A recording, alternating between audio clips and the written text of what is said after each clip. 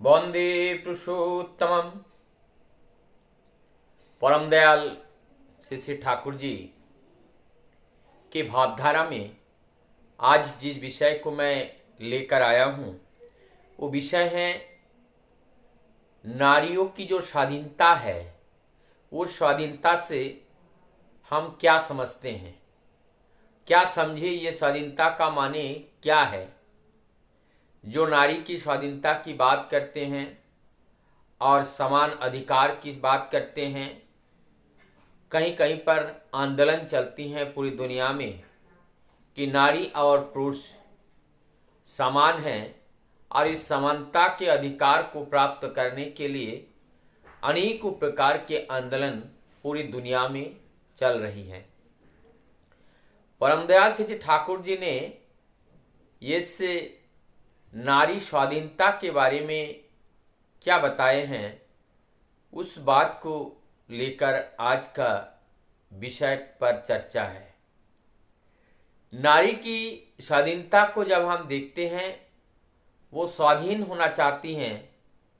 स्वाधीन का मतलब ये है कि स्व मतलब जो अस्तित्व है, जो मूल है, मूल सत्ता है, उस सत्ता के अधीन, उस मूल के अधीन, उस सृष्टा के अधीन, उस सृष्टिकर्ता के अधीन, उस विधाता के अधीन, तो अर्थात विधि के अंतर्गत रहने का नाम ही है स्वाधीनता।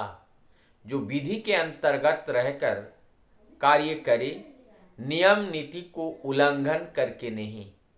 अर्थात नारी का भी एक अस्तित्व है और उस अस्तित्व को बरकरार रखते हुए जिस कार्यों को नारी के द्वारा किया जाता है, वही नारी की स्वाधीनता है। एक बात यहाँ आती है, जैसे पुरुष और नारी समान बनने का प्रचेष्टा करती हैं और समान अधिकार पाने का एक प्रचेष्टा करते हैं, लेकिन ये दोनों प्रचेष्टा तब संभव होती हैं जब दोनों के जीवन का उद्देश्य एक होता है।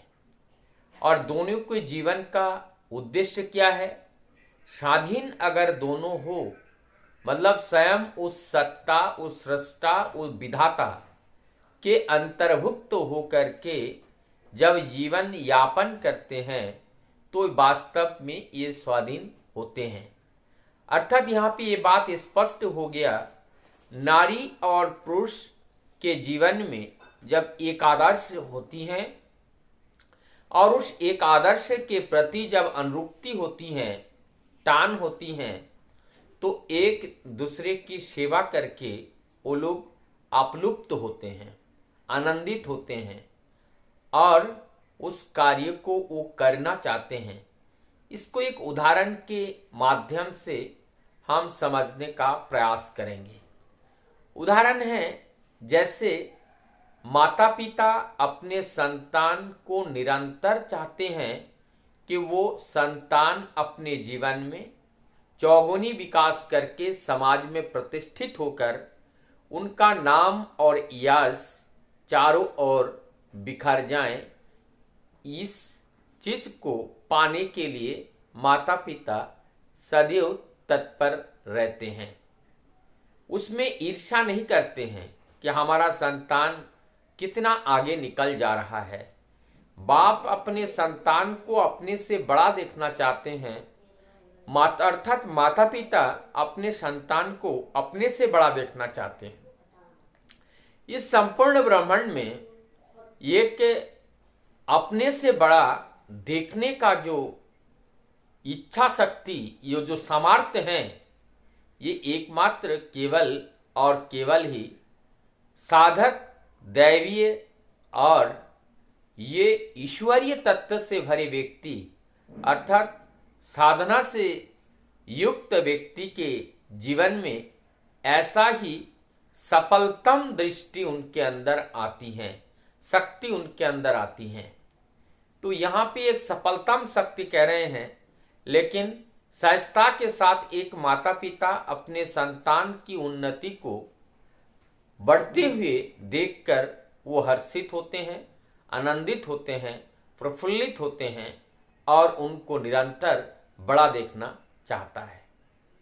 तो यहाँ पे जब ये के दूसरे इष्ट के प्रति दोनों पति पत्नी एवं जो पुरुष और नारी उनके जीवन में जो एक आदर्श होते हैं और एक के प्रति जब उनका टान होता है, अनुराग होता है, तभी वो अनुराग इतना वृद्धि हो जाते हैं कि उनका जो साम्य दृष्टि का विकास होता है और उस साम्य दृष्टि के माध्यम से उनको ऐसा लगता है एक दूसरे को कि हम स्वयं प्रभु के कार्य में ही संयुक्त है, संलिप्त है।